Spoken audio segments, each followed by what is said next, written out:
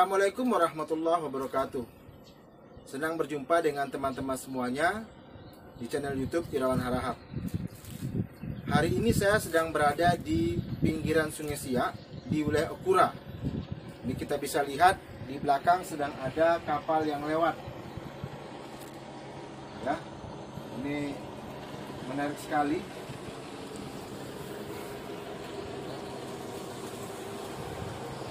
Oke, kita lanjutkan. Saya akan membahas mengenai persoalan hukum. Bagaimana hukum melihat apabila seseorang ketika maju ke pengadilan namun hanya memiliki fotokopi saja atas sebuah alat bukti surat. Bagaimana hukum memandangnya? Kita akan melihat dalam dua hal. Pertama adalah ketentuan dalam KUH Perdata. Yang kedua adalah bagaimana jurisprudensi yang selama ini ada dalam sistem hukum Indonesia.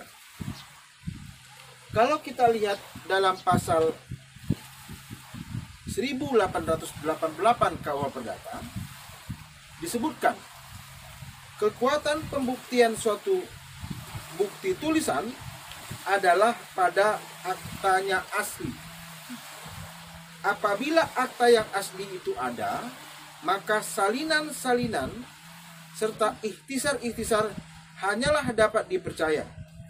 Sekedar salinan-salinan serta ikhtisar-ikhtisar itu sesuai dengan aslinya, yang mana senantiasa dapat diperintahkan mempertunjukkannya.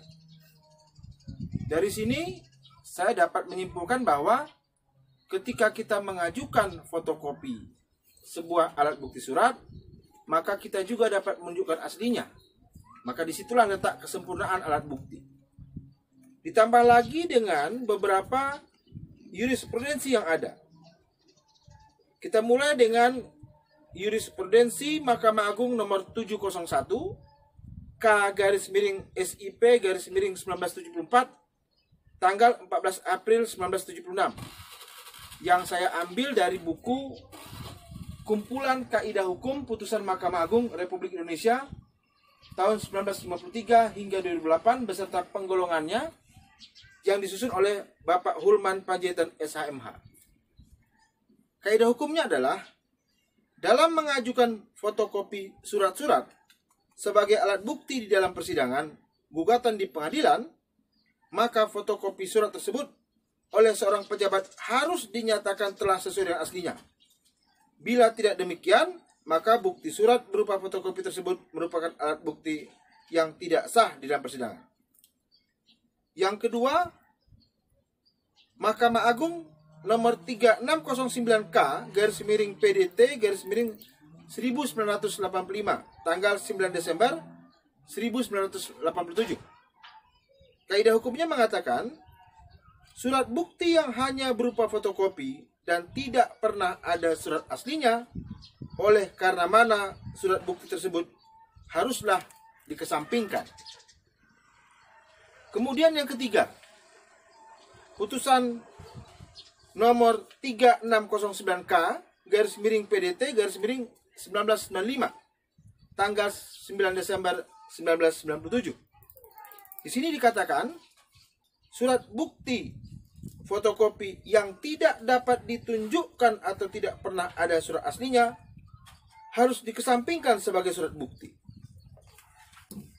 Yang berikutnya adalah putusan Mahkamah Agung nomor 112K/PDT/1996 tanggal 17 September 1998.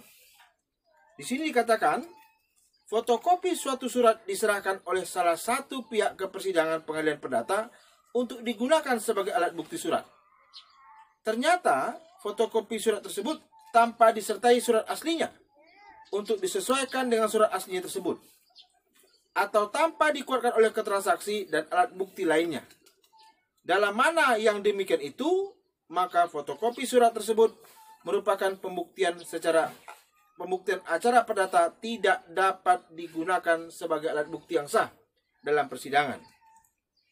Dan yang terakhir adalah putusan Mahkamah Agung nomor 410 K/PDT/2004 tanggal 25 April 2005, di mana kaidah hukumnya mengatakan suatu surat berupa fotokopi yang diajukan di persidangan pengadilan sebagai bukti oleh salah satu pihak, baik penggugat maupun tergugat, walaupun tidak dapat diperlihatkan surat aslinya di persidangan, namun oleh karena fotokopi surat tersebut telah diakui dan dibenarkan oleh pihak lawan, maka fotokopi surat-surat tersebut dapat diterima sebagai bukti surat yang sah di persidangan.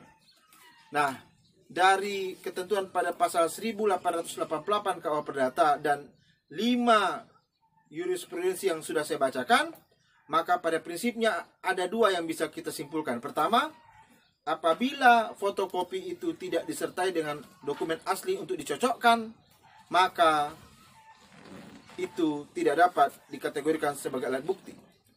Namun yang kedua, apabila walaupun hanya fotokopi tetapi diakui oleh pihak lawan atau para pihak, maka itu dapat diterima sebagai alat bukti yang sah di persidangan. Demikian teman-teman semuanya yang bisa saya sampaikan pada video kali ini. Semoga bermanfaat. Silakan bagi yang berkenan untuk subscribe agar dapat mengikuti perkembangan dan mendukung channel kami ini. Assalamualaikum warahmatullahi wabarakatuh.